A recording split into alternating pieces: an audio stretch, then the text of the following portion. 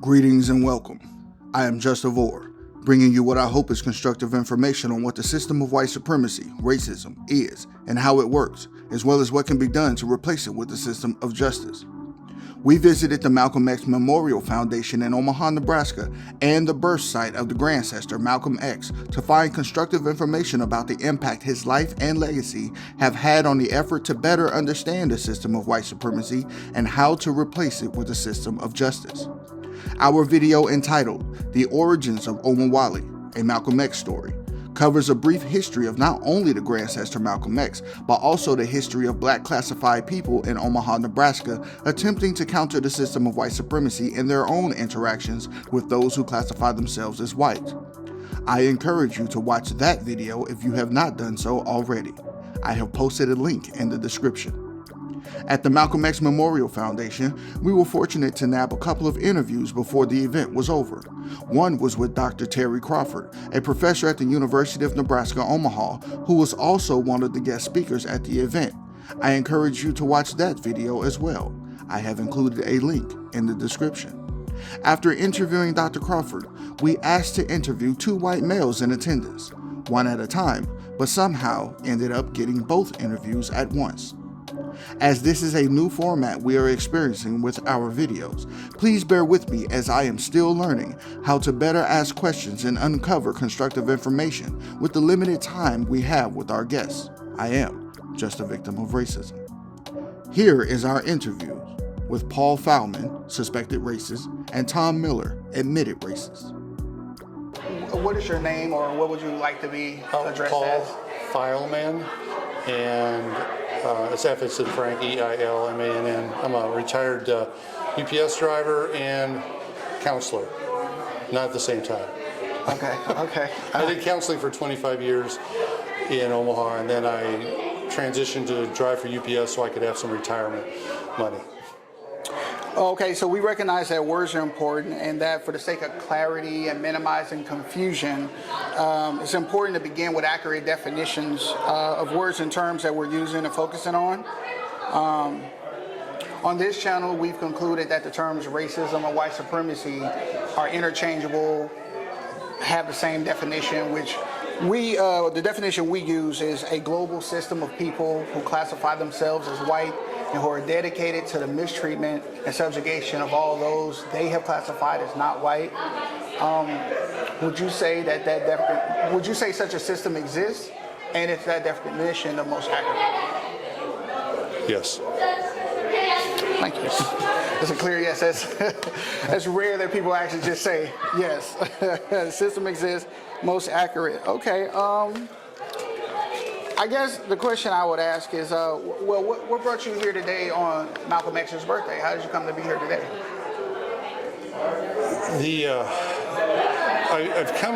I've spent some time learning about Malcolm X. I've listened to several books about Malcolm X, learned about his life, learned about people that admire him, and see what the message and how his life unfolded, the things that he did to become a leader in the community, in the black community. And then I just felt like I've been connecting with folks through the Malcolm X Foundation. I worked with some folks to get his autobiography distributed through the prisons in Lincoln.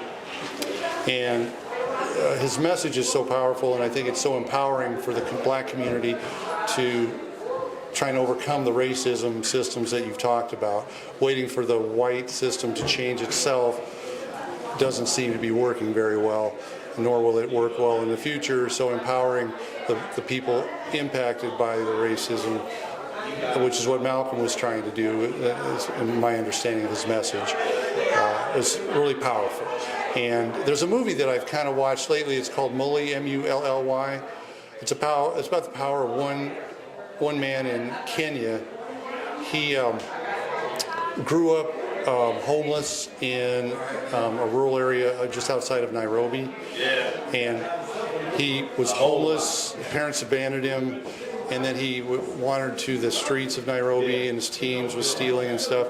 He eventually found some support and began working for a family, cleaning their house and stuff. Then he worked for their agricultural department. Then he started some small jobs. A long story short, he made himself into a millionaire. And he was very comfortable, had a big house right outside of Nairobi, and traveled the world, World Trade Center. But then he kept seeing these kids. And in Nairobi, 1 out of 5 kids don't live past the age of 5 because of a disease. 100,000 kids are orphaned in Nairobi, and those were the kids that he was when he was growing up. So he had this moment where he just decided to give everything up. He went home and told his family that he was going to give all of his wealth to bringing kids home to his home, and then it started a thing called Neely Children's Family that's expanded over 20 years to serve 15,000 children and move them all out of poverty. And each child became family to the next child, became family to the next child, and his grown children helped him run it. And it's on Amazon Prime. But him being one person, empowering those kids to then look after each other is the kind of organic way to that I see that Malcolm is trying to instill, which is self-worth, self-determination, make your own way, and if you get allies along the way, that's great. But anyway, that's what's kind of motivated me, and I see the power in that effort. And I talked to Kasim about what he's doing with the Black Agenda Alliance and youth, and I told him to watch the movie because I said he's like Mully. He's trying to empower those kids, build self-worth, build skills, and build a sense of family amongst themselves, and then do that for more and more kids. So that's where I'm coming from, and I'm trying to do that for guys that are incarcerated too, because I don't see them having that connection or be able to understand where Malcolm was coming from. And I've talked to several guys that were incarcerated for many, many years, and they said that Malcolm's book changed their lives. My next door neighbor was in for a few years, stabbed a guy on a drug charge, and I said, what do you think about me getting these books inside? He goes, that book changed my life. I talked to 5 people that all been inside for some of them 40 years. That book changed my life. So Terrell McKinney and I worked with the Director of Corrections and started distribution. We've got 100 into NSP currently, and they've been handed out to anybody who wants them. And then there's 10 in each library of all 10 prisons now. And the goal is to move those. We're working with Joanne here. The donations come here, and then and she gets them from the Afro-American bookstore, and then I'm delivering them to the Department of Corrections, and the director down there has agreed to distribute those on a facility by facility basis through the library. They do a sign-up sheet, anybody that wants them. And some of the people that I know that are working inside the community justice organization have been in prison for a long time. Those guys work inside now, but they're actually passing the word around that the book's available. And it empowers those guys, because there's a mass incarceration issue that I don't have to go into a lot of detail with, but the disproportionate amount of folks impacted by the drugs and the racism system over the last 50 years in Omaha and Nebraska is the reason crime's going down is people are just being thrown away without any chance to get educated or empower themselves. Malcolm's book is a simple way to plant those seeds that I thought would be simple for me to do and make those efforts. That's just one of the projects that I've tried to link up with people in the community to promote. As you can see, Paul is using buckets of words and makes several references to victims of racism that he is in contact with. Could this be an act of racial showcasing? Also, he mentioned the film Neely, which is a documentary/movie that he will make several references to. This was the first time I had heard of the film, and Paul was kind enough to share a link with us to review. As the film is currently free to watch online, I have included a link below to the full film. Watching this film through a counter-racist lens will make it easier to understand why Paul has made and will continue to make reference to this film when discussing the subject of the system of white supremacy. Okay. And I really don't have much more to add. He's a friend of mine. We're both retired. We kind of got together a number of years ago. This was the moment Tom chose to jump in, even though we had agreed to do each interview independently.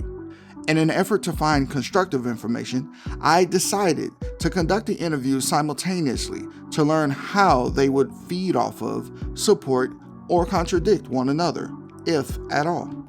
And I really don't have much more to add. He's a friend of mine. We're both retired. We kind of got to we kind of got together a number of years ago. I worked in the field of mental retardation. I was involved in one of the first group homes in Nebraska, and ended up continuing with NCORE for a number of years. And then I worked with the mentoring program, teammates. So I worked with Tom Osborne to promote getting mentors.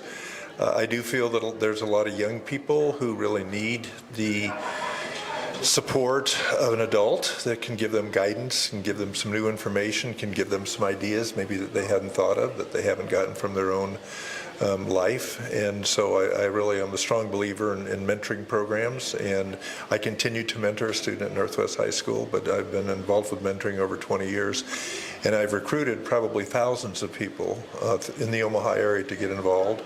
I got a grant to primarily focus in on trying to find mentors for Northeast and Southeast Omaha, and I've had some colleagues and supporters that really help to promote mentoring and to try to get people of color involved in the mentoring program. So that's what I did until I retired several years ago. Okay. All right. And your name, sir? Tom Miller. Tom began to drop buckets, speaking at length about what he does without even telling us who he was. Tom Miller. Yeah, Tom Miller.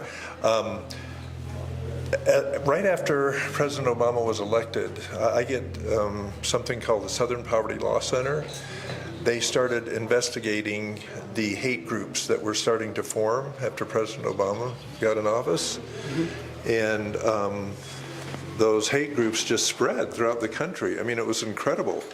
The number of hate groups, KKK and other groups, that began spreading after President Obama was elected. And one of the Tea Party's resolve was to get people on all kinds of board, any political office that they could, school board, political office, to get people that believed in white supremacy on school boards, on, to run for politics. And so that's kind of what we're living with now, is that the Tea Party, after Obama, began electing people who were of their belief that people of color shouldn't have rights, and it's kind of spread throughout the country. So it's created some of the issues that we have today in a lot of communities, where very, leadership is not really inclusive, but really exclusive. So that's one of the things that happened right after Obama was elected, and those groups have continued to grow and flourish. While Tom Miller, admitted racist, seemed to be answering questions I hadn't asked, I needed to back up and get his response to our definition for racism and white supremacy. So the definition I gave him for the term, sure you heard it. I can go over it again real quick and just get your thoughts on it as well. The definitions we use for racism and white supremacy being the same and interchangeable. The definition being a global system of people who classify themselves as white and who are dedicated to the mistreatment and subjugation of all those they've classified as not white.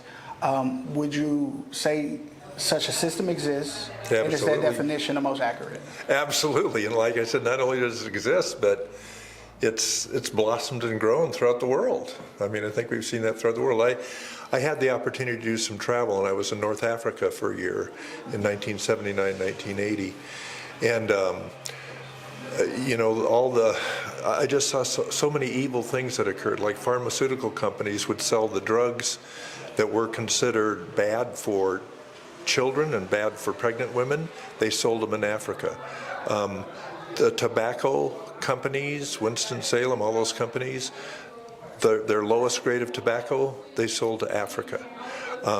Even places that made like refrigerators and stove, Maytag and stuff, their old appliances they would sell to Africa. So I continued to see what was happening. Like, see you soon, Mr. I continued to see that. You should talk to this woman right here. Hand and foot.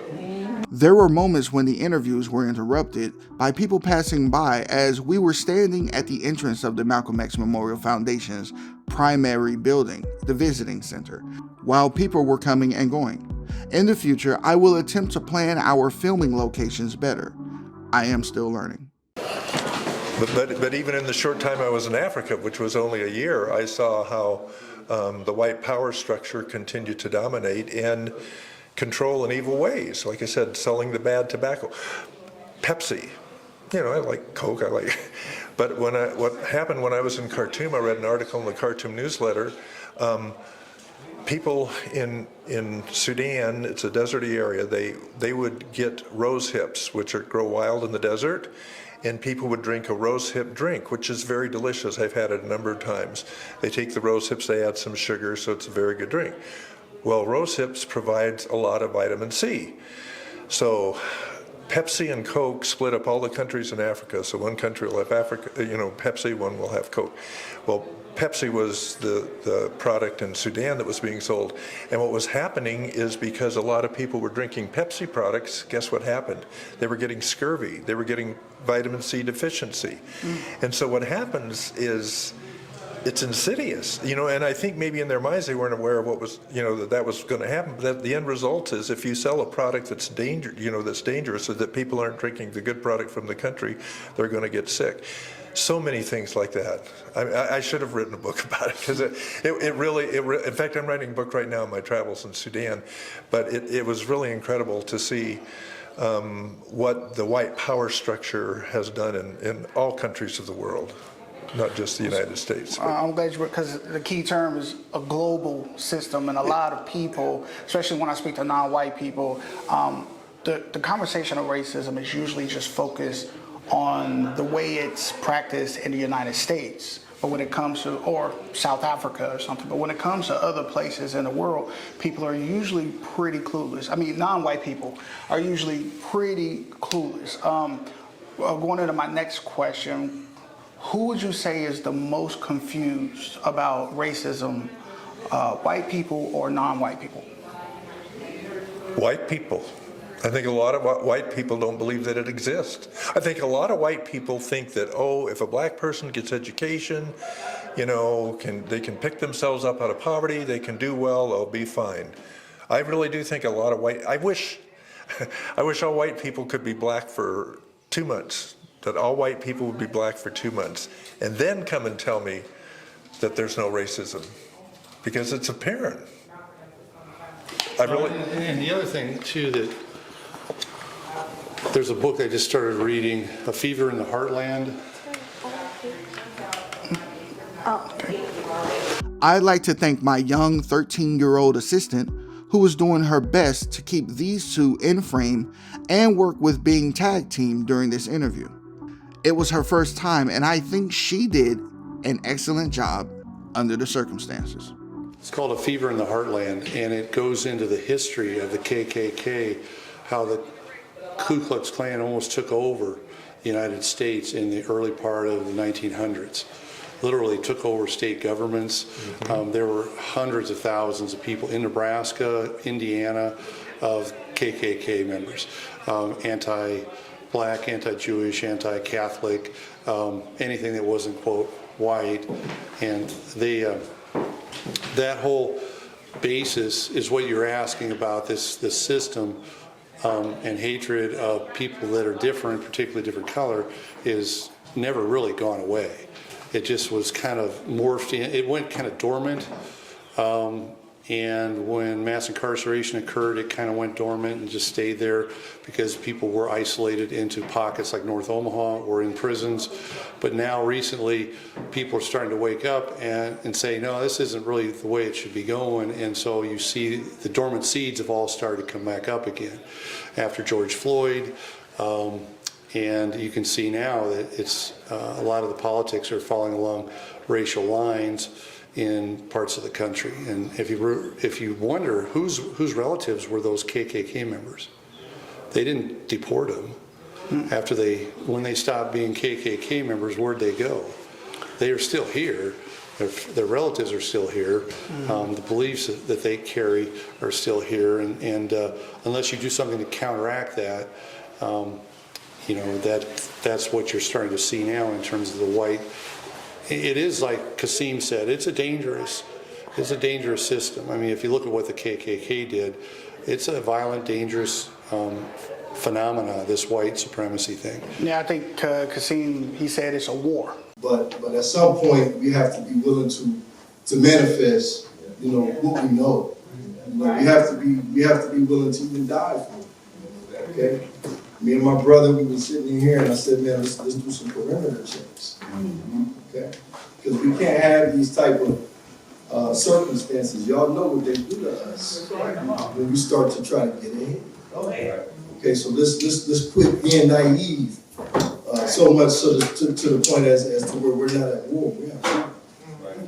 It is like Kasim said, it's a dangerous system. I mean, if you look at what the KKK did, it's a violent, dangerous phenomena, this white supremacy thing. Yeah, I think Kasim, he said it's a war. Yeah, it is. And if you look at the extent of the KKK and what they've done over the years, there's no other way to describe it. I will share a little bit of my family history, which I've learned about lately. My dad just passed away. He was 98, almost 98. He grew up in Germany. Are you seeing a pattern here? What was the initial question? I asked, who is the most confused about racism?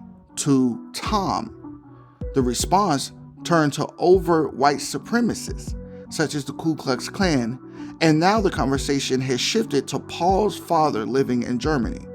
Mind you, one does not have to be a member of the KKK or any other overt white supremacist group. One can hide their racism and still be a devout white supremacist dedicated to maintaining the global system of white supremacy. I will need to get better at keeping focus on the question at hand, but during this interview, I thought it would be best to allow the guests to speak as openly as possible, thus providing as much information as possible. I had to be careful because I have learned white people will talk you into a stupor before you realize they provided no constructive information at all. That's if you can even recall what you were originally talking about. Again, the question was about who was the most confused about racism. Tom said it was white people. I wasn't able to ask Paul here until after we needed to choose a better location so that we weren't interrupting the business of the Malcolm X Memorial Foundation. I was hoping to get a short, sweet, informative interview like what we got from Dr. Terry Crawford, but this interview became quite lengthy. But I think we were ultimately able to get constructive information on how the system of racism is maintained and how individual white people do their part to keep victims confused and unable to solve the problem. I will share a little bit of my family history, which I've learned about lately. My dad just passed away. He was 98, almost 98.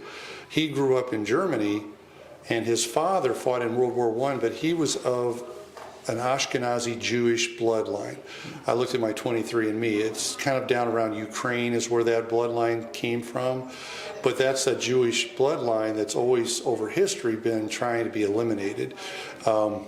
And so when my grandfather got out of the war, he had my dad, and he was married. He had a company, clothing wholesale company in Hamburg.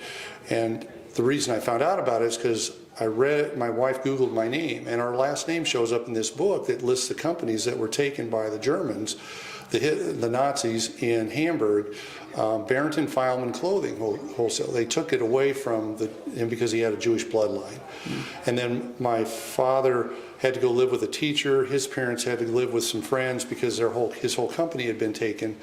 And they had to organize to get out of Germany before the Holocaust occurred, and they got out on one of the last boats that was accepted by the United States, who had this racial exclusion thing where anybody coming from another country was excluded, but my dad got in.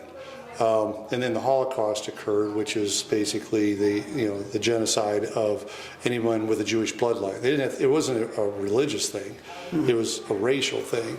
Even though I look pretty white, I'm pretty white, but like my dad was able to, he come over here.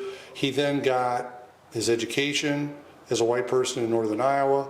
Got his degree from Iowa State when he fought in World War II. Came back, got his VA certificate to use for college. If you were black, that wouldn't happen. But he looked white, So he was able to get his VA certificate, get his degree, and then he had 40 years to spend working and saving resources and so forth. Okay. But that history, it's kind of an interesting history of the genocide that it was occurring just towards people with a Jewish bloodline. And it's kind of an evil thing that goes on all the way around, people that are different and how it manifests itself in history. It's not a pretty picture.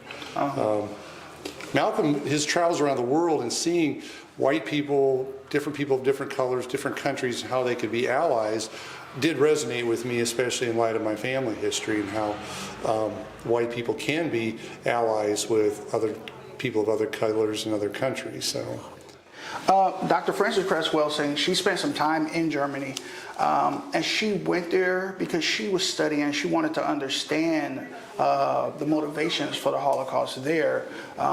She basically said she wanted to ask the people of Germany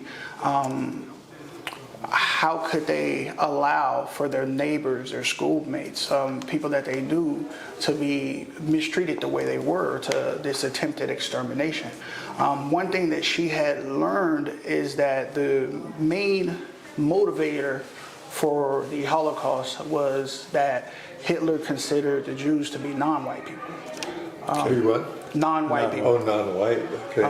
Would you agree with that sentence? Yeah, there's a book that's kind of the Bible of genocide. It's about this thick. It's called the Destruction of the European Jew, and it tells the history of Jews being seen in a derogatory light all the way back centuries. And I haven't read all of it, but I had never really understood how. Yeah, it was seen as an inferior race. No, so that essentially, as white supremacy was the cause. Aryans, white, blue-eyed, yeah. Blue-eyed, blonde hair, blue-eyed, even though Hitler didn't have blonde hair. Right, blue-eyed. But you said your father was a white person. So are you a white person? Yeah, Ashkenazi Jew and Scottish, those are my primary. My mom was Scottish, from Scottish heritage. She's second generation from there, and I'm the first one born here. And my 23andMe data showed Ashkenazi Jew as about 20%, and then the rest was kind of middle Europe and then up into Scotland in that area. So yeah, I'm pretty white.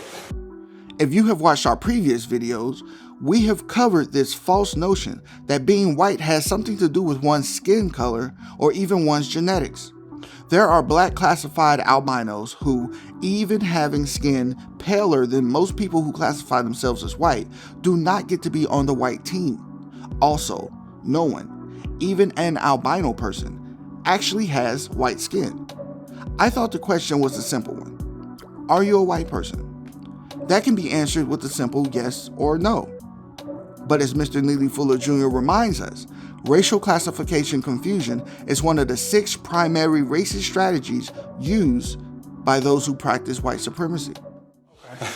So the question I was asking about who's the most confused about racism, would you agree with him? Or who would you say is the most confused about racism, non-white people or white people? I think that saying that white people are confused about racism is giving them way too much credit. I think that they don't, a lot of them just don't bother to care one way or another, but they're part of the racist system that you talked about. It benefits them, so they don't need to be confused or not confused. They just go with the system. The system carries them along like a wave. They don't have to worry about what caused the wave, how the wave built itself on the backs of all these other people. They just ride the wave and look out in front of them and don't care where the wave came from that lifts them up and leaves everybody else down. That's why I'm trying to do what I do, because when you start going back and looking at the history of slavery and how the whole country's to me, it's pretty clear the whole history of the country financially was built on slavery. Every business, every college, has roots financially in slavery. It's that wave got created, and who got to ride it? nobody that was black. But everybody that was white got to ride the wave. Oh, look, we're having a great time. And that's how I am. That's, because I've been able to benefit from that. And get people to get people to look at the fact that that's a reality when their life is comfortable. Everybody's goal is get up every day, be comfortable. Make sure your kids are comfortable. Go home, go to sleep. If anything, if that's going good, why would you stop and look at anything else? So if you don't understand, it's like the Neely movie, okay? This is what he did. The guy had everything. He had a house, a mansion, 7 kids. He was comfortable. Multi-millionaire. And one day, these guys stole his car. And they would look just like him when he was at that age. And he's like, he got proximate to that reality of those lives that he had been, and it kind of connected so strongly that he felt like he had a moral obligation to make change. And if you can get people to make that, it's not confusion, it's getting them to make the moral awareness and then the moral commitment to change that. And he was black. There's no white people in the whole movie. It's one black person who benefit probably from the racial white system. That's probably where he got all his wealth. Paul again makes reference to the Neely movie/documentary, noting that there are no white people in the entire movie. But as I reviewed the film, the first thing I checked for was who directed and produced the film. Spoiler alert, white people made this movie.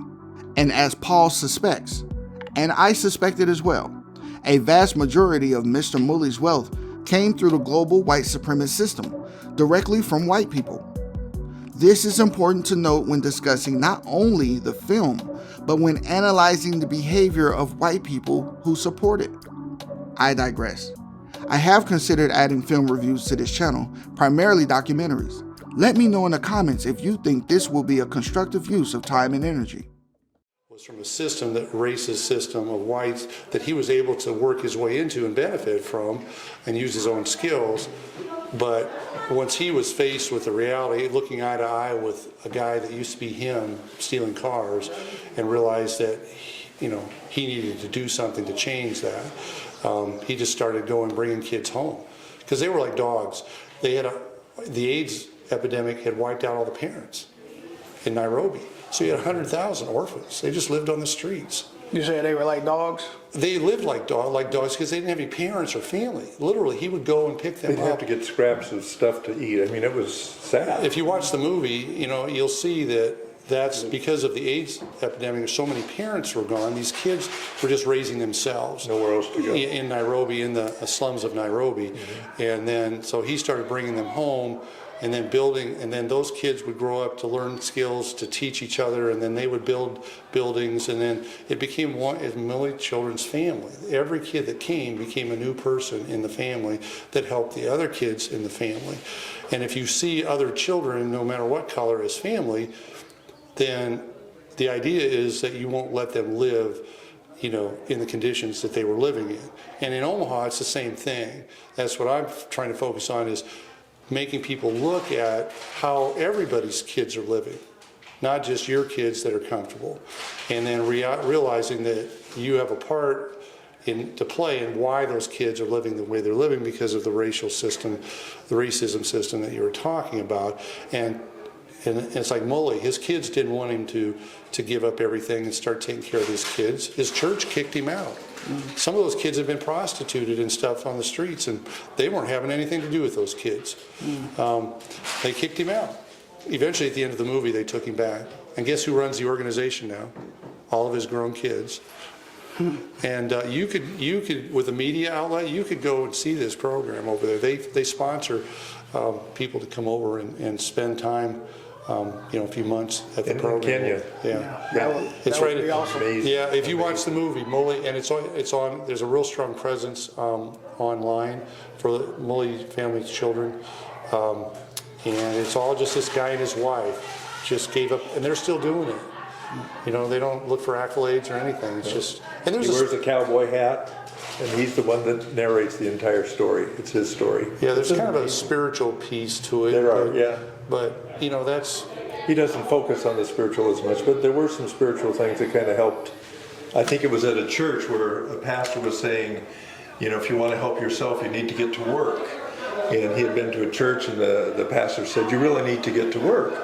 And, you know, when you live on the streets, you live by stealing and whatever you can to survive. And so that pastor, so basically, he thought, I better get a job. And so that's what he started doing. And he looked and looked and looked and looked. And finally, an Indian family took him in to do some house cleaning. And from there, like Paul said, he ended up working and creating businesses and just, you know, ended up going real high on the economic ladder. But so there were a few spiritual things in there, but very mild. It's mostly himself thinking, wow, how can I give back? How can I help my community? Amazing story. Have you researched, I've just come across it more lately, the caste system in India.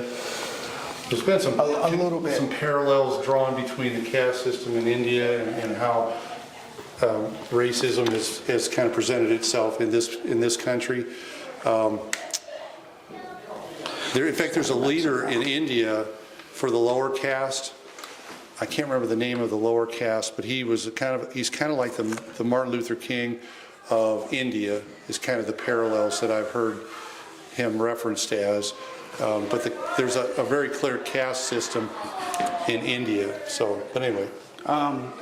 With the caste system in India, as well as there's numerous caste systems. Dalits. But the Dalits, untouchables. Yes. It's a derogatory term. I think they said it was part of the protests against Mahatma Gandhi in Africa a while back. People were protested against Gandhi, taking the statues down at universities because he used this term in a derogatory way to say that basically he disapproved of the people who they refer to as Dalits.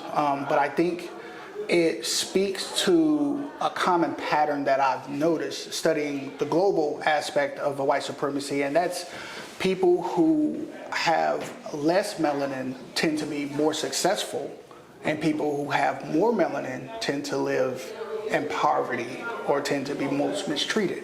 Have you seen a similar pattern, globally speaking? I have. Yeah, here you go. So my first major city in Africa that I went to was Egypt, Cairo, Egypt. And the people were talking very derogatory about the people in Sudan because the skin, again, a lot more melanin in the people from Sudan than the people in Egypt.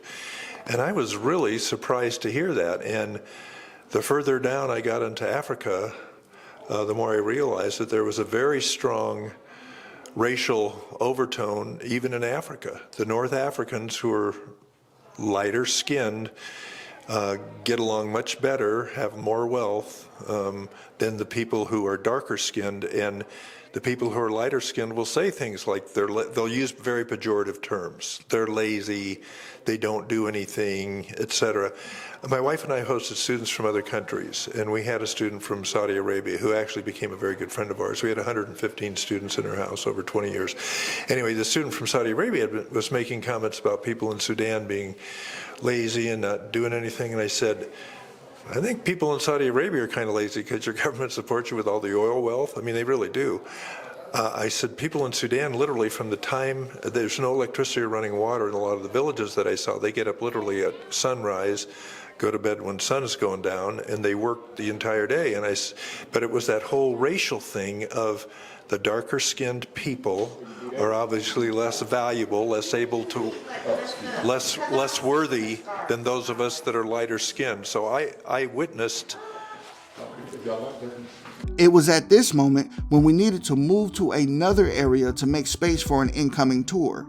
If you're ever in Omaha, Nebraska, the Malcolm X Memorial Foundation hosts tours of his birth site and goes over key moments in Malcolm's life. I think it would be a constructive use of time and energy to take one of these tours. To make sure we were not occupying any more needed space, I decided it would be best to finish the interviews outside in front of the main building. Paul and Tom were very willing to share more of their time with us. I thought about cutting these interviews into parts and uploading each separately, but there were many times in the interviews where Paul or Tom said something I thought deserved paying more attention to. and I would have to go back to something said before in order to ask more detail. Thus, I decided to upload all parts together into one video. To save time, I will try to limit, as much as possible, any additional commentary. Okay, so question, something you said about the cigarette companies, the soda companies, the manufacturers. Right. Would you say that wherever non-white people live,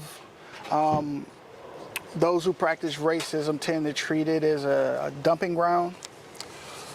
I think so. I don't know if it's always intentional. Like, for instance, I don't know if Pepsi intentionally thought, I'm going to kill people because they won't have vitamin C. I'm not sure if they did that, but the end result is they did it, and then they don't change. They don't get out. Tobacco companies for years have put ads in black communities, and tobacco is evil. I mean, in all throughout Africa, they sell tobacco. Do you know how they sell cigarettes? One at a time, because a lot of people can't afford a pack of cigarettes.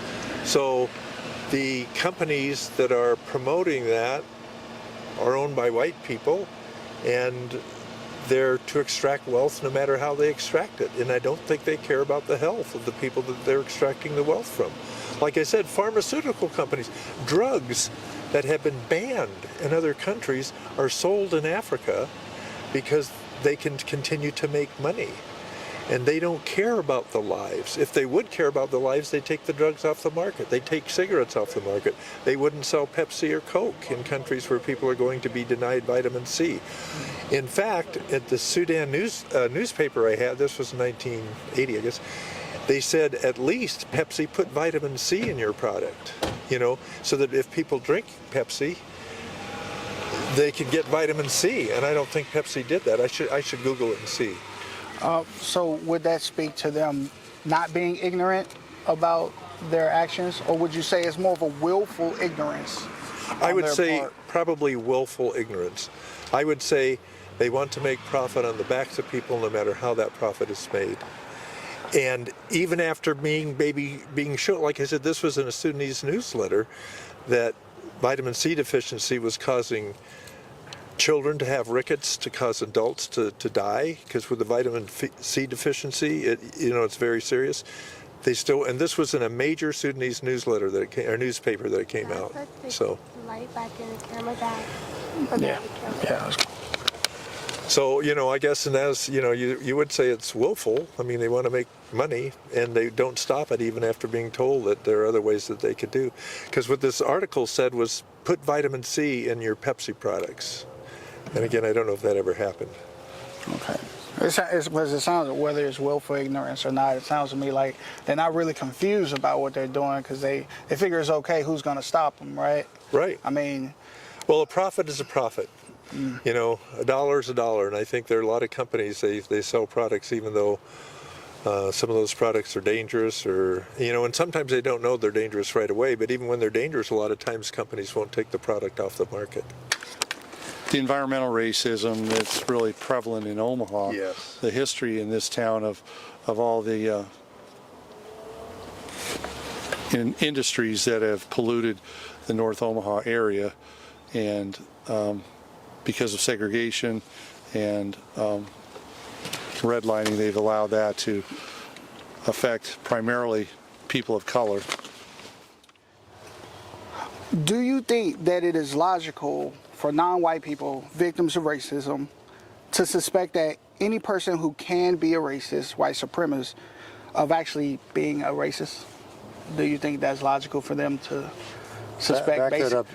Back up the beginning part. I kind of lost it. Yeah, I lost it too. Do you think that it's logical for non-white people to suspect that a white person could be a racist in a system of white supremacy?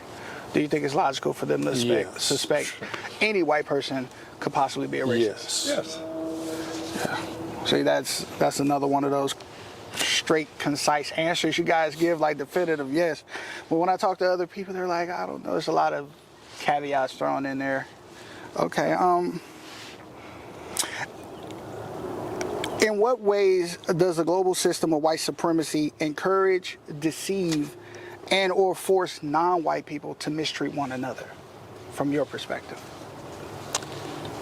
Well, I know that creating environments where, immense poverty and disrupting families historically because of slavery and other things, but also redlining and drugs and everything and segregating in communities, forcing them to live in deprived conditions,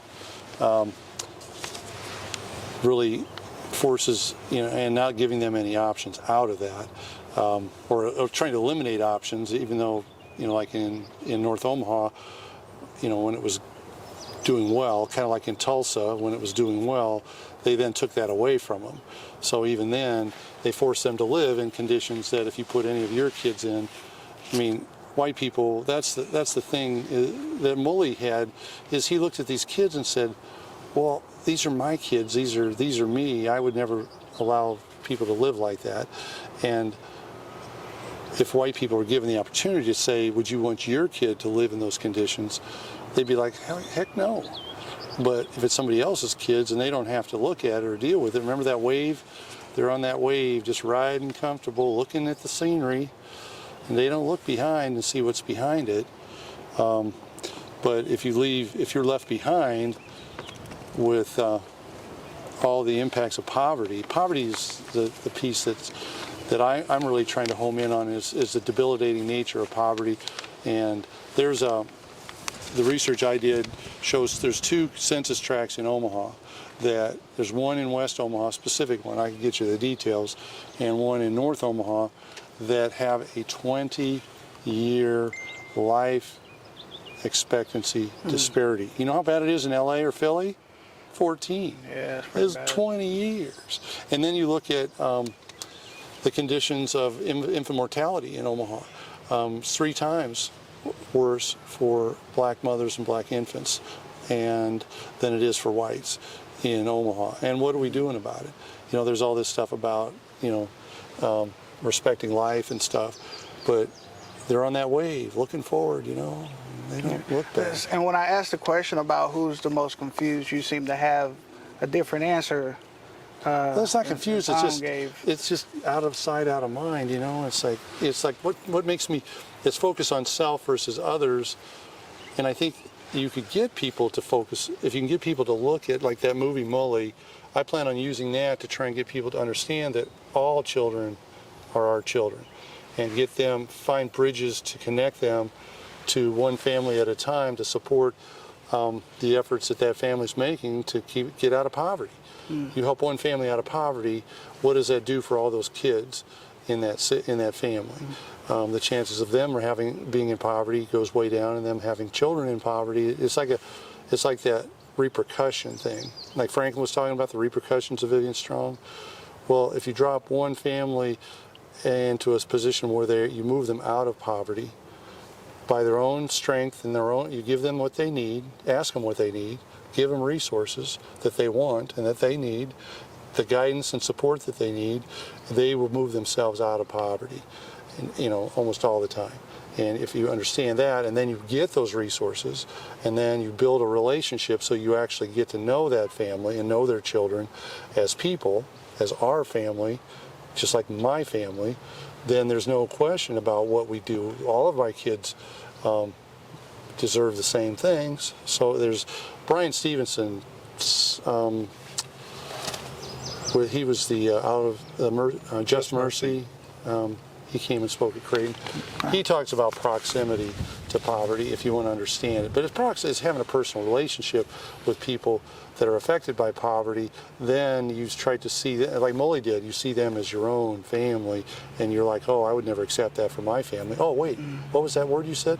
My family. Okay, so you see everybody as my family, and that's what Mully did. His kids didn't see it. His wife did, fortunately, but the kids didn't see it. Not for a while. No, the kids didn't see it. He had to send them off to boarding school because they weren't having it. He didn't care because he grew up that way. He knew those were his kids. There's no way he was ever going to accept that these were not his kids living in Nairobi, and so he started bringing them home. And then they became each other's kids, and they grew up, and they became the little ones, and It just And he kept- really wanted self-sufficiency. You know, you need to be able to succeed Education. on your own. independence, self-worth. I mean, wait till you see the movie. Even environmental sufficiency, moving to a desert and creating an opportunity for rain to come.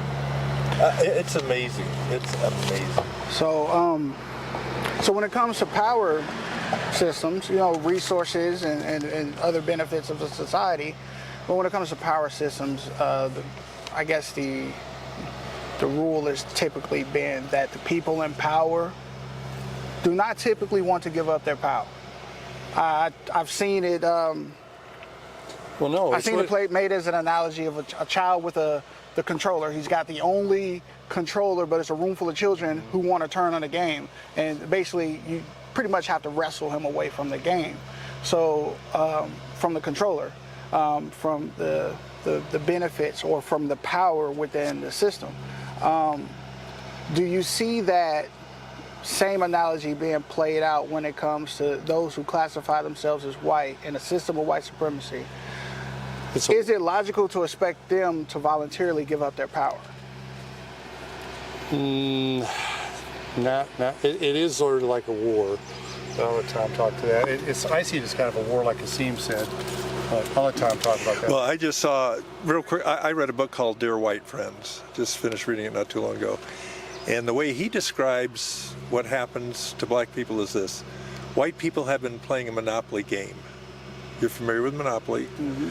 White people have been playing it for 30 years. Suddenly, black people try to play the game. All the properties are established. All the properties are established. There's hotels.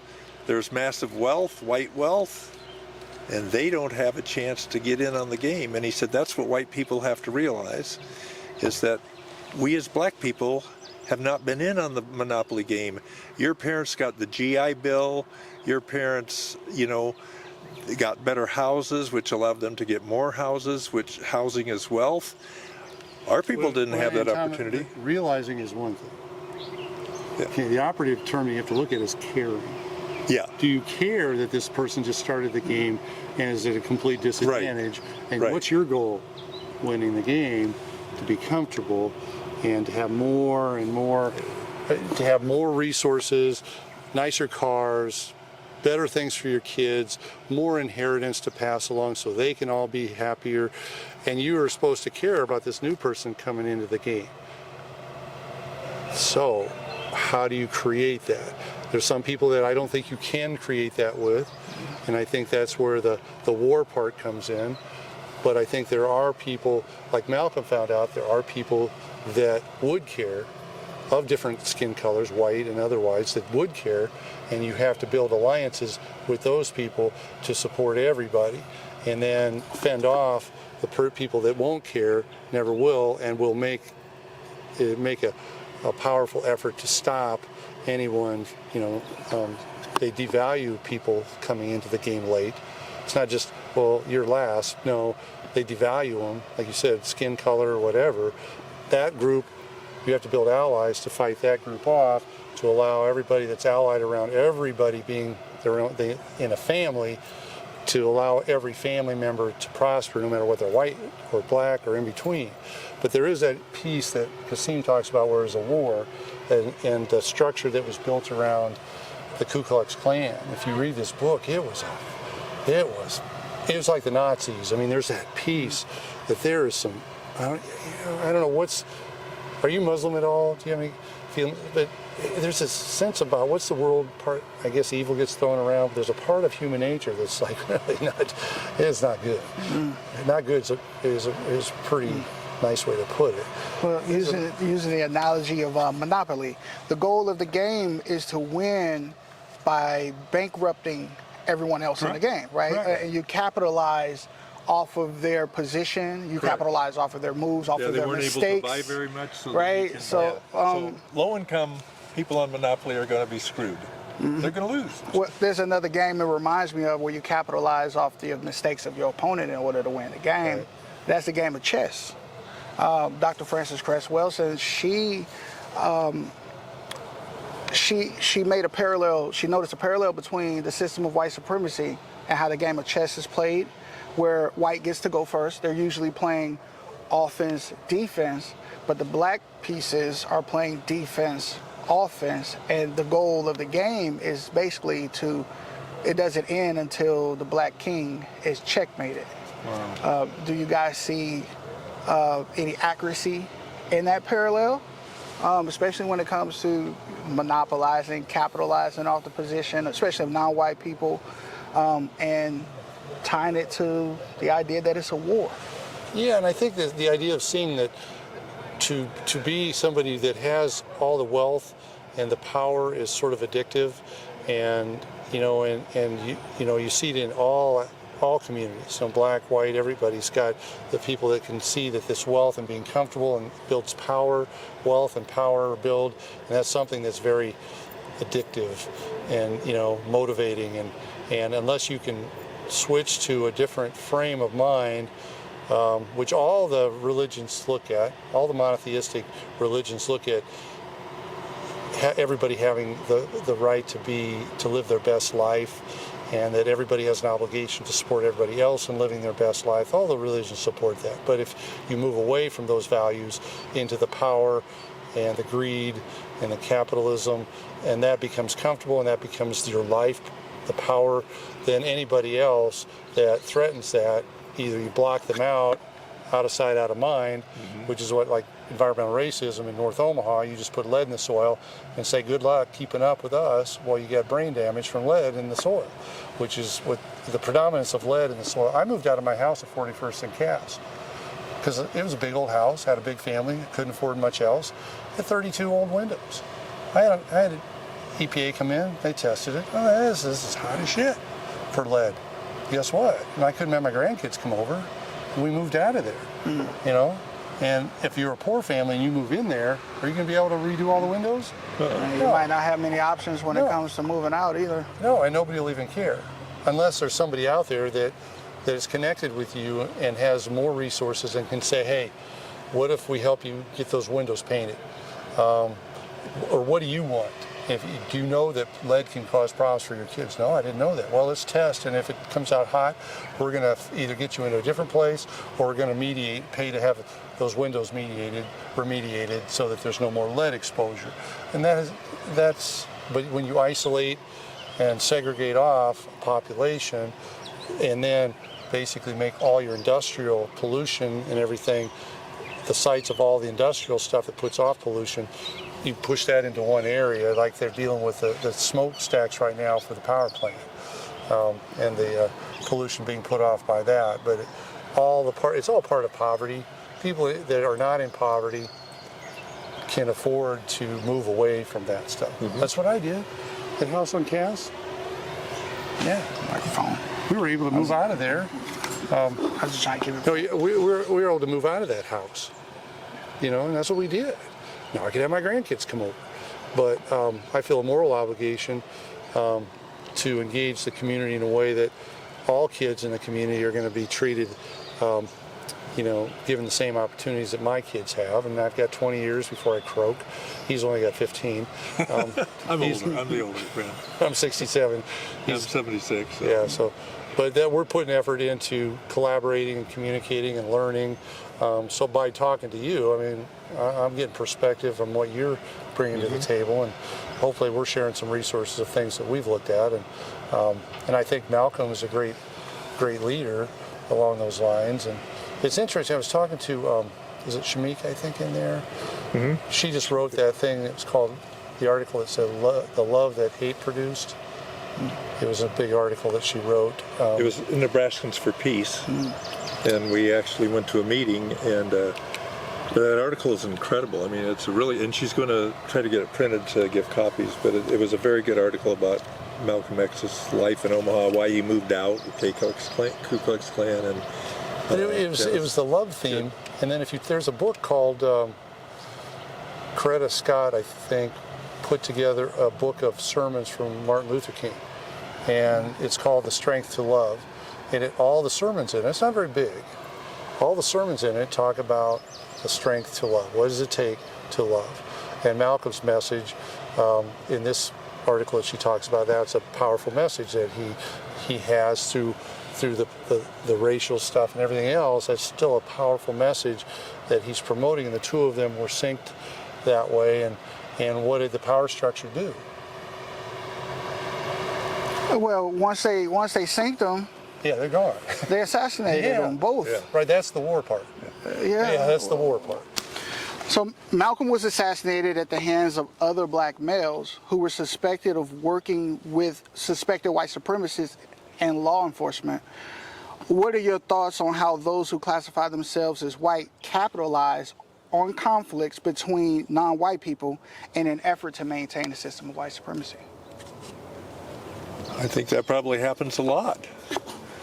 I think, like you said, it happened with Malcolm's death. I think it probably does happen, where people who are white supremacists want to keep that white supremacy going, and if it means having people of color get into fights with each other, great. I mean, I think that happens in Africa, quite frankly. And of course, poverty creates situations where people need to survive, and maybe surviving means going after somebody else who has less wealth than you do. So I think that probably does happen. Yeah, I think that what Tom said is probably pretty accurate. When we talk about poverty, and we referenced the movie Mully Yes.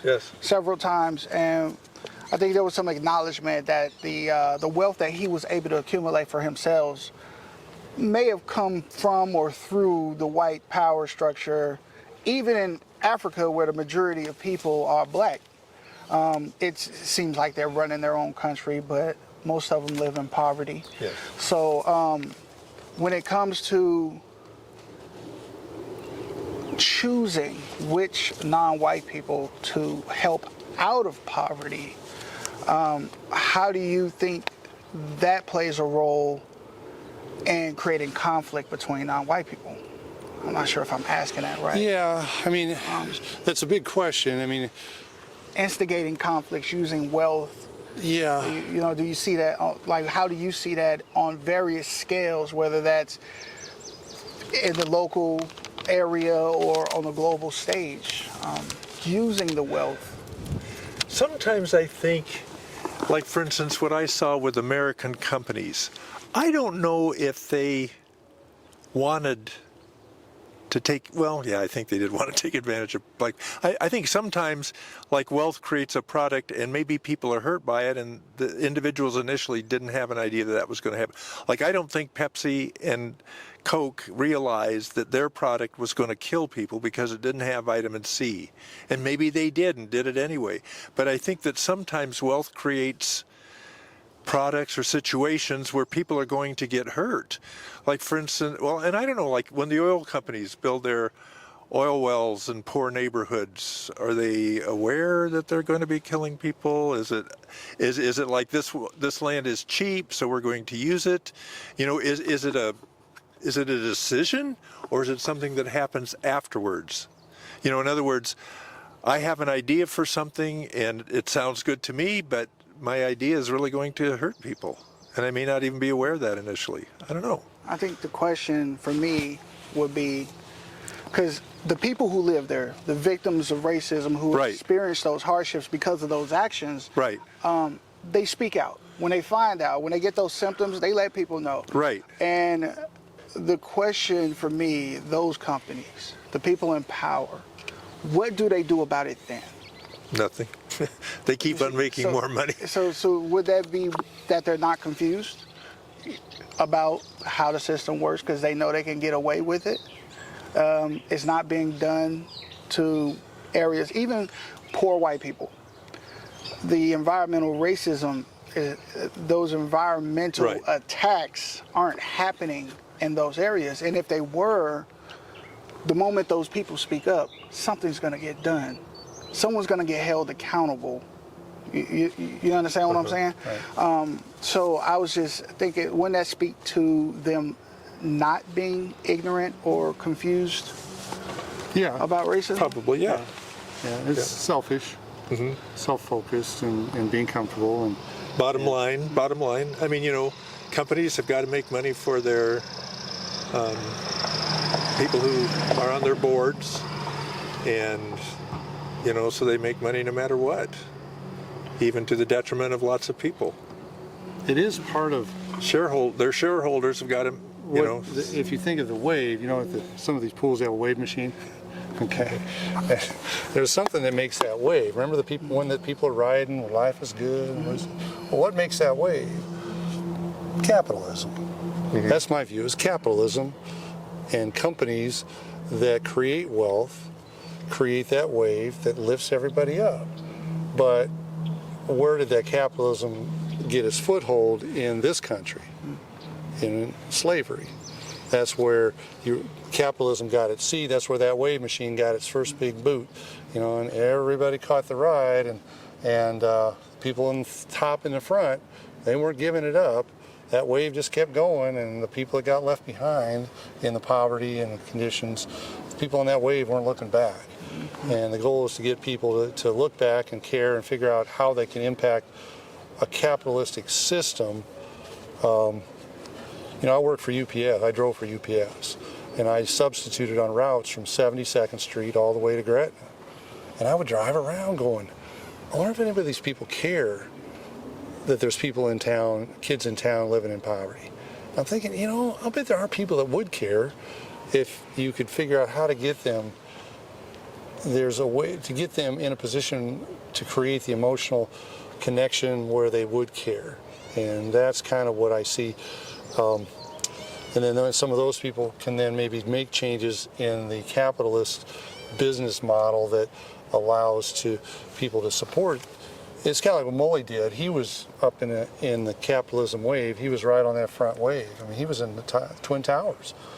His petroleum company, everything, because he started from a little cab company, giving people rides. And then that built into tires, and then that built into petroleum, and then pretty soon he's in the Twin Towers. But then he looked back. How and why did he look back?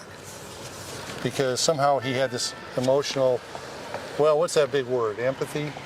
He built that he had an empathetic connection because of the experiences that he had really bridged what people had, and then you build that, trying to help people find empathy, which is, I guess, the proximity part, is empathizing with people and children that are living in the conditions that you would never accept your own children, to treat them or see them emotionally as the same way as your own children. Then you start acting like they're your own children and treating them and helping them see that for other. And it's a values thing, how you treat people, spiritual thing, values thing. If you think there's a higher power, how do you think he or she would be thinking people should be treating each other? It's trying to create those environments. And Neely's just a classic example. You can talk about that stuff, but this guy did it for 15,000 kids. He's still doing it. And now I will tell you, the skin color of all those kids is pretty similar, pretty homogenous.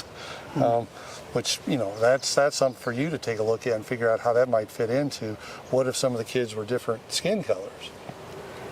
Would that be something that would have thrown a wrench into the works? I don't know. It could have, because like you said, if skin color is seen... Isn't he trying to do some things in the United States now, too? I think his organization. I think a lot of the children who may have had paler skin color might have been able to get help that the darker children weren't able to get. Yeah, in that organization, you don't see it, but it could be true. As far as how they experienced poverty before the organization even had to step in for them. Just part of that, pale equals successful and melanated equals. Trevor Noah. Do you know Trevor's story? The talk show host from South Africa. Yeah, do you know his story? Not really. He was biracial, and where he lived, he couldn't come out of his house. All his cousins could, because he was biracial, and biracial was like a bad thing. He literally couldn't go outside to play. His family wouldn't let him go out because there was that much of a stigma. He talks about it in his book, which is, it's just a very, listening to him talk about it, it's just, you can understand what he was going through and how he went through it, but it's a weird thing that just how one group of people treats another group when they don't see them as people, dehumanizing. He was being dehumanized by other black people. Yeah.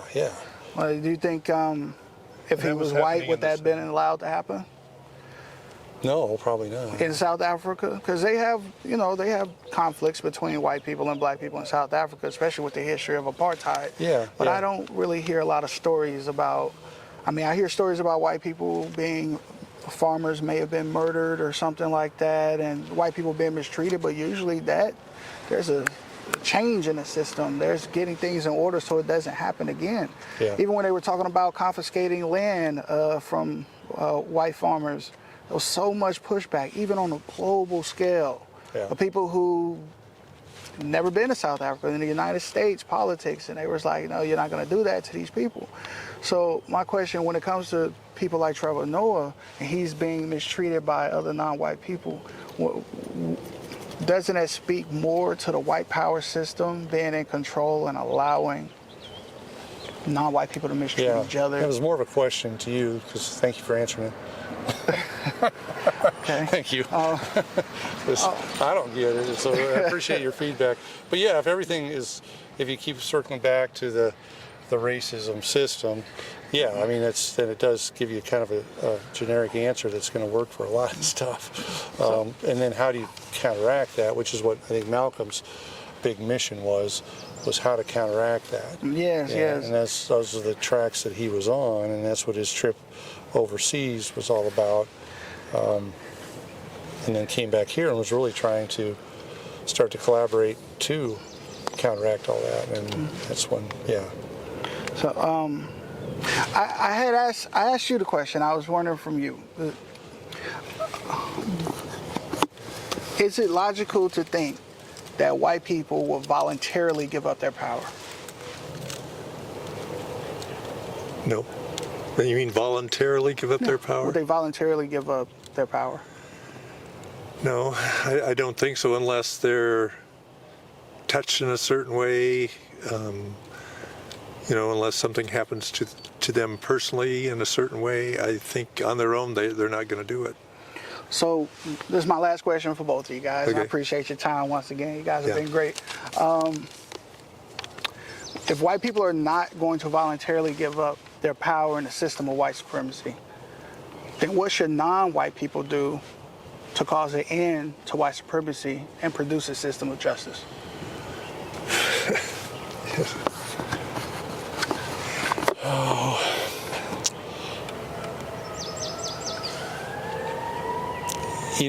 I guess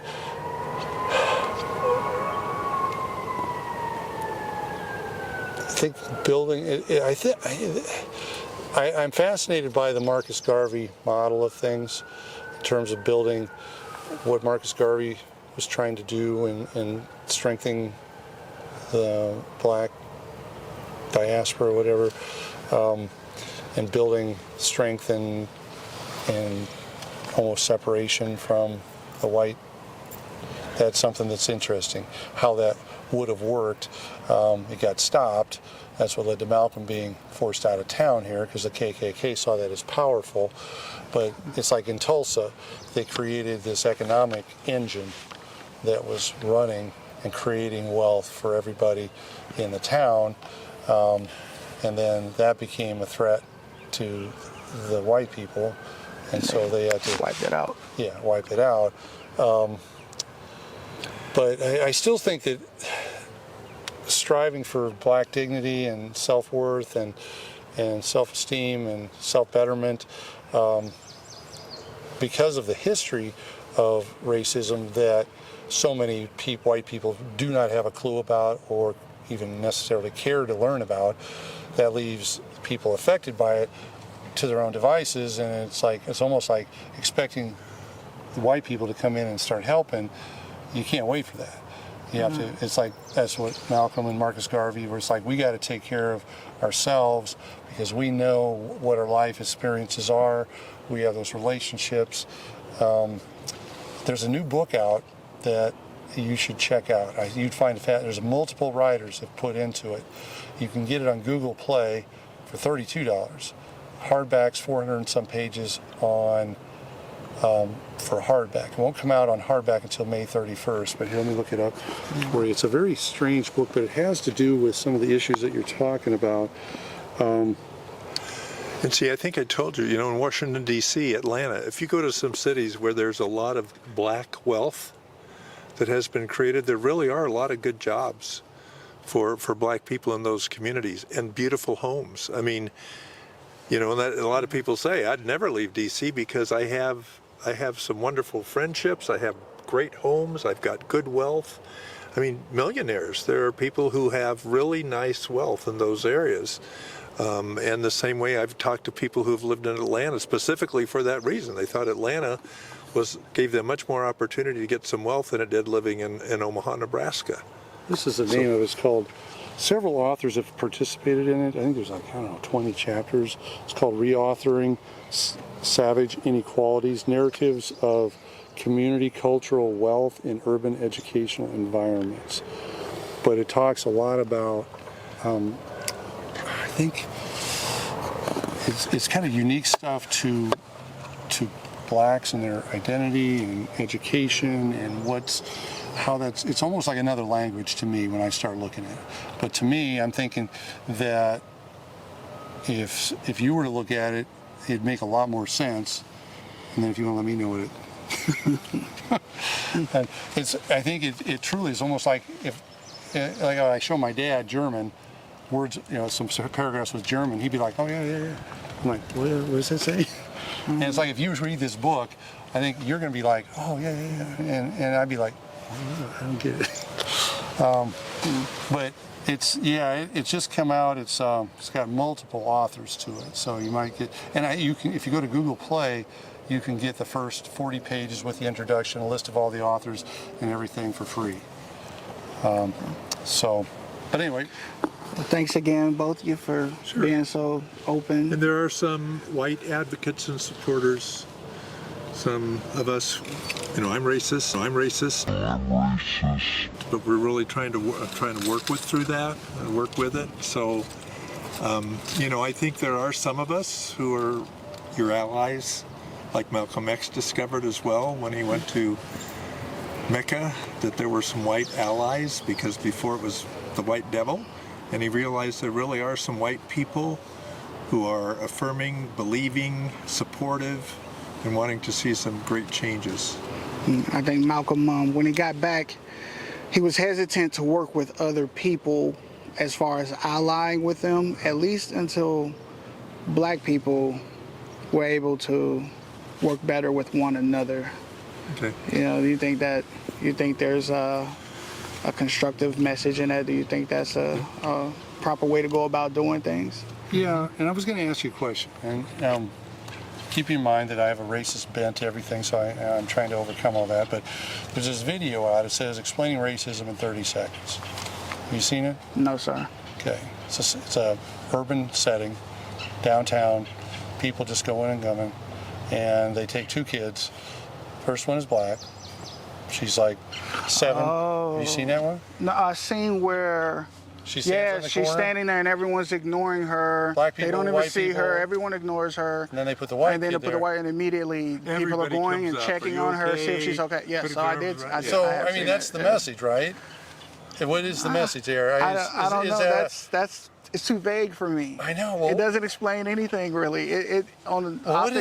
Optically, we can see that there's some people get treated a little bit better and other people get ignored. But it doesn't explain who's actually doing what. Like, it doesn't explain the mechanisms of the system. No. Well, there were even people of color coming up to this little white girl.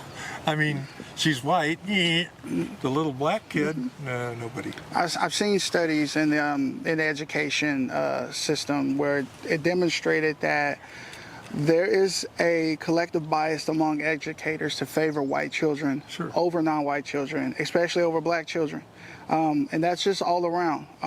Even when black children are labeled as gifted, they're ignored in favor of white children who are not labeled as gifted. And so what do you think, I guess is another question, what do you think the power structure, how it influences how black people look at one another? In a system of white supremacy, how do you think that affects how black people look at one another, look at themselves, treat one another? well, it's not good. No, it couldn't be great. So that's the whole idea of the black community, like Tulsa, in North Omaha, is like building their own structure and to where they can value each other, because you can never really count on what, like if you were to do an inventory of all the people that walk by that kid and ask them, what would you do if you walked by this kid? Or, that nobody would be consciously, well, there's probably some consciously be like, yeah, I didn't talk to that kid. But I think so much of it's out of awareness that you've got this subconscious thing going on there that's part of the racism. And out of awareness is, I guess, trying to help people understand, become aware of that kind of a factor. I mean, if you were to show that to a bunch of white people, they'd be like, shit, we'd really do that. Yeah, that would really happen. And they'd be like, really? And there's some people would be like, oh, that makes perfect sense. Yeah, or they wouldn't care. But then there'd be other people like, oh, shoot. Oh, my God, yeah. I need to, what did I do? If that was my kid standing there, so I didn't treat her like my kid. And so how do you take your mindset and shift it to where you have empathy for that kid who's standing on that corner? Just because they're different from you doesn't mean you can't have empathy for them, but you have to make it a conscious effort to override the race's history of riding that wave and keeping black people down here and devaluing them.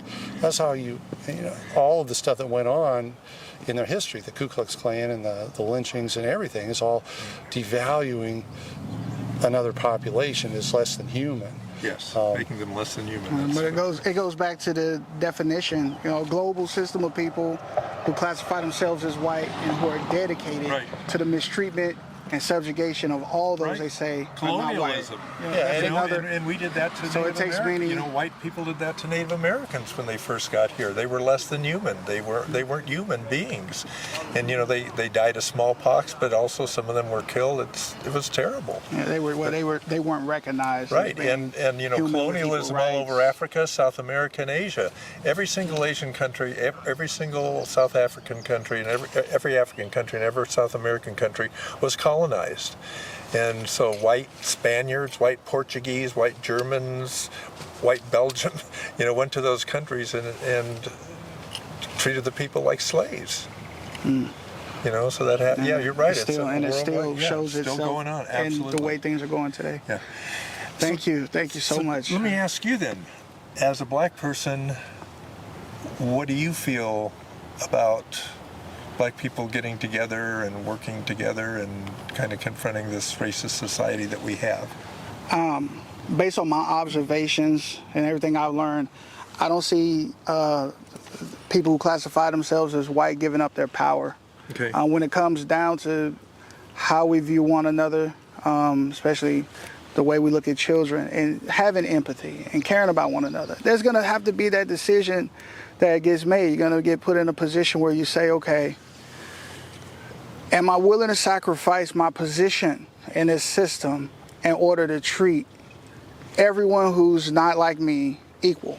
Am I willing to give that up? I don't see any evidence that white people are willing to give that up. No, it's a cultural value of wealth.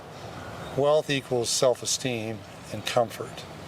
Those are all so intertwined, and that's just building empathy for somebody else, and then doing something altruistically for somebody else, and requiring empathy and caring about somebody else requires you to move out of that selfish.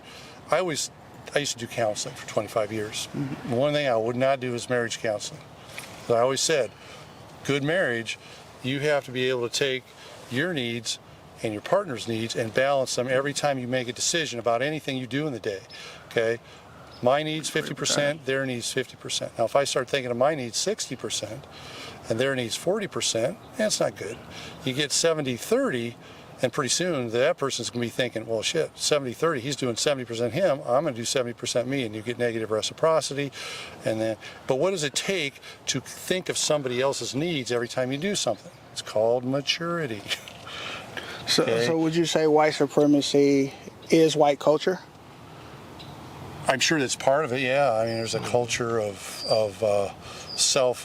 self-betterment and capitalism and wealth, but it's infectious. I mean, it can affect anybody. In terms of having your own wealth and being comfortable because it's a cultural thing that gets created and passed down through kids. And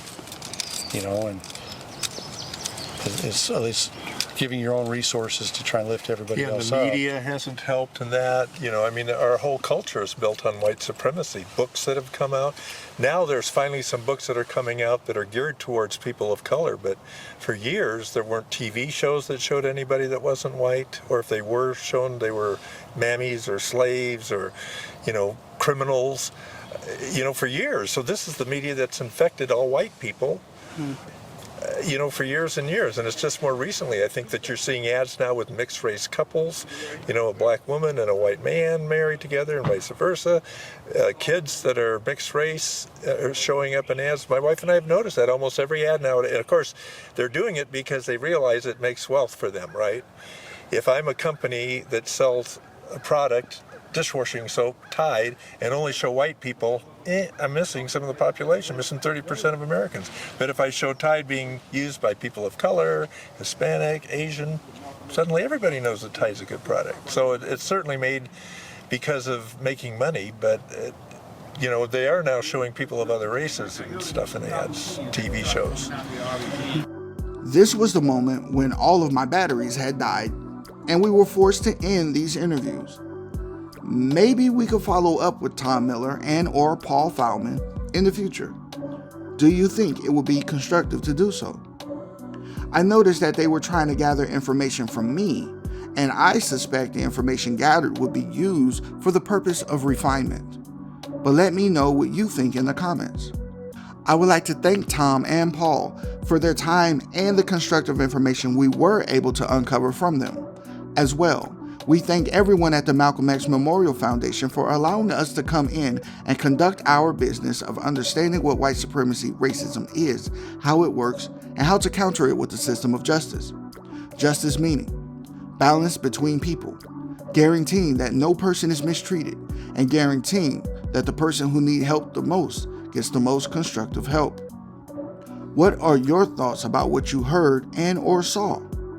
What racist strategies and or tactics were used by the white people interviewed in this video?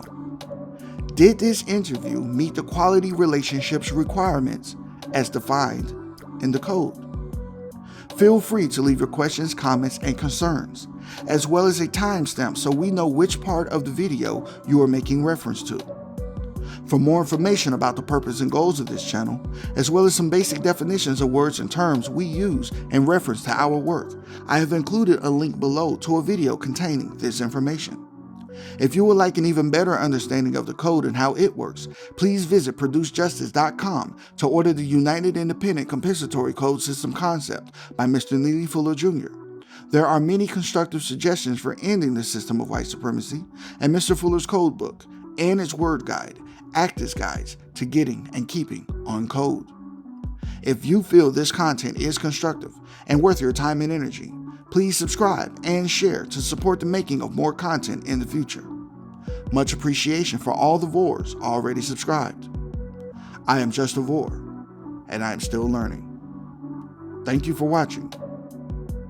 Until next time. Let me say something that gets to the very crux of the matter, and this may be offensive for some to hear who are not on the side that we're on. White people, we have been the problem for 400 years. Say that again. Let me say it one more time for those of you who didn't hear me. White people, we